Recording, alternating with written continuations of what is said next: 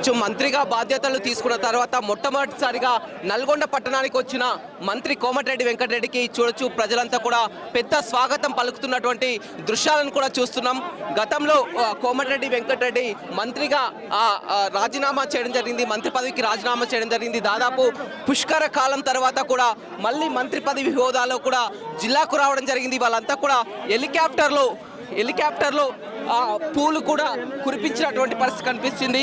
మొత్తం మీద పెద్ద ఎత్తున వాతావరణ పరిస్థితి కనిపిస్తుంది. చూడొచ్చు మొత్తం కూడా ఎక్కడికక్కడ దృశ్యాలను కూడా చూస్తున్నాం. మనం ఉదయం నుంచి కూడా ఇదే విధమైనటువంటి వాతావరణం కనపడుతుందని చెప్పవచ్చు. కంట్రోల్ చేయలేనటువంటి పరిస్థితిని కూడా చూడడం జరిగింది. పుష్కర కాలం తర్వాత ఇక్కడికి రావడం జరిగిందని చెప్పవచ్చు. మొత్తం మీద సార్ పుష్కర కాలం తర్వాత నల్గొండ గడ్డపై అడుగు పెట్టాడు మళ్ళీ మంత్రిగా. ఎలా ఉంది సార్, జన స్వాగతం పలుకుతున్నారు? ఇది వాళ్ళ నా మీద నమ్మకం. 5వ ఎమ్మెల్యేగా మంచి మెజార్టీతో 55,000 మెజార్టీతో గెలిపించి మళ్ళీ సేవ చేసే అవకాశం కల్పించు. ఇది ఒక బాధ్యత అనుకుంటా నేను. ఎందుకంటే 5 సార్లు ఎంతో నమ్మకంతో ఈసారి ఇంకా వాళ్ళే అభ్యర్థులుగా ప్రచారం నిర్వహించి పెట్టిన తప్పకుండా వాళ్ళ నమ్మకాన్ని కూడా నల్గొండ కాన్స్టిట్యూన్సీతో పాటు పాత నల్గొండ జిల్లాని ఒక రోల్ మోడల్గా తెలంగాణలో ఎక్కడ అభివృద్ధి అంటే నల్గొండలో చూపించాలి. ఇవాళ టీఆర్ఎస్ 10 ఏళ్లలో ఏమాత్రం పట్టించుకోకనే ఈరోజు 11 సీట్లు ఓడిపోవడం జరిగింది. ఆ ఒక్క సీటు కూడా మేము కొద్దిగా కాన్సన్ట్రేషన్ టైం లేక గతంలో తెలంగాణ కోసం మంత్రి పదవికి త్యాగం చేసి పుష్కర కాలం తర్వాత మళ్ళీ వాళ్ళ నల్గొండ గడ్డపై కూడా అడుగు పెట్టడం జరిగింది, మంత్రి పదవిగా హోదాలో రావడం జరిగింది. ఏం చెప్తారు సార్ తెలంగాణ ప్రజలు? నేను అప్పుడే చెప్పాను, సొంత ముఖ్యమంత్రిపై తిరుగుబాటు చేసి ఎప్పుడైతే కిరణ్ కుమార్ తెలంగాణ వద్దని చెప్పిండో నేను ఆ క్యాబినెట్లో ఉండదలుచుకోలేదు. ఒకటే చెప్పిన, ఎప్పుడైతే తెలంగాణ వస్తుందో అప్పుడే పదవులు తీసుకుంటాను. అప్పటి వరకు నాకు పదవులు వద్దనుకున్నా. మళ్ళీ ఇవాళ తెలంగాణ వచ్చింది, కాంగ్రెస్ ప్రభుత్వం వచ్చింది. తెలంగాణలో అప్పుడు మంత్రి పదవి తీసుకున్న తప్ప నేను అప్పుడు కూడా పదవుల ఎస్ఎల్బీసీ కానీ బ్రాహ్మణ వెల్లంల ప్రాజెక్ట్ కానీ మహాత్మా గాంధీ యూనివర్సిటీ కానీ గతంలో మీరు మంత్రిగా ఉన్నప్పుడే చేసినటువంటి పనులు ఇవాళ జిల్లా ప్రజలు కూడా పెద్ద సంఖ్యలో దృష్టి పెట్టుకున్నారు. ఆశలన్నీ కూడా మంత్రి కోమటిరెడ్డి వెంకటరెడ్డి జిల్లా ప్రజలకు పెండింగ్లో ఉన్నటువంటి ప్రాజెక్టు. ఒకటే జిల్లా ప్రజలను పాటిస్తున్న ఈరోజు ఎస్ఎల్బీసీ సొరంగం కానీ 70% పూర్తయింది. ఒక 2,000 కోట్లు పెట్టాలి ఇప్పుడున్న రేట్లలో. ఉదయ సముద్రం ప్రాజెక్టు అదొక 100 కోట్లు పెడితే 600 కోట్లు ఖర్చు పెట్టిన 2014 లోపు.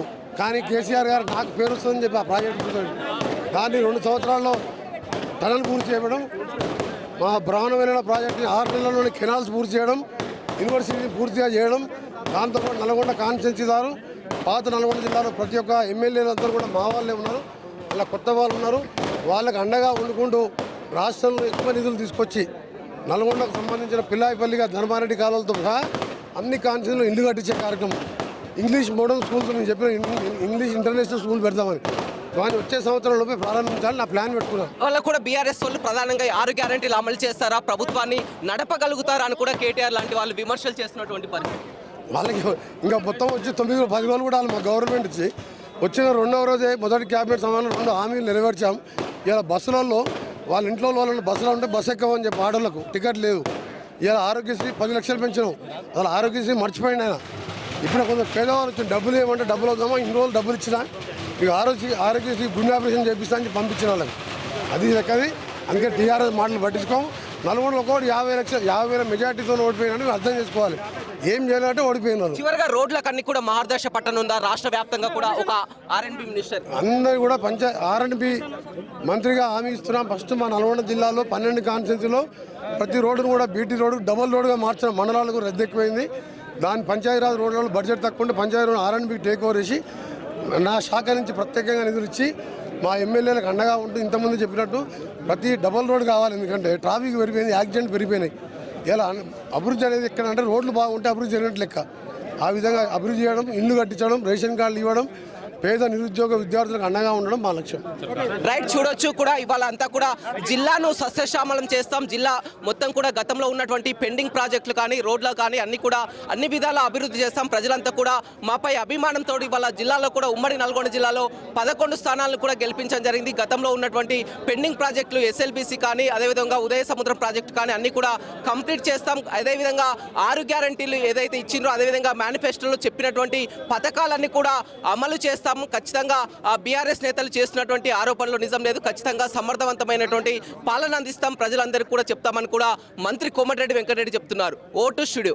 మరిన్ని వీడియోస్ కోసం ఛానల్ ని సబ్స్క్రైబ్ చేయండి, లేటెస్ట్ అప్డేట్స్ కోసం వాట్సాప్ ఛానల్ ని ఫాలో చేయండి అండ్ లింక్ డిస్క్రిప్షన్ లో ఉంది.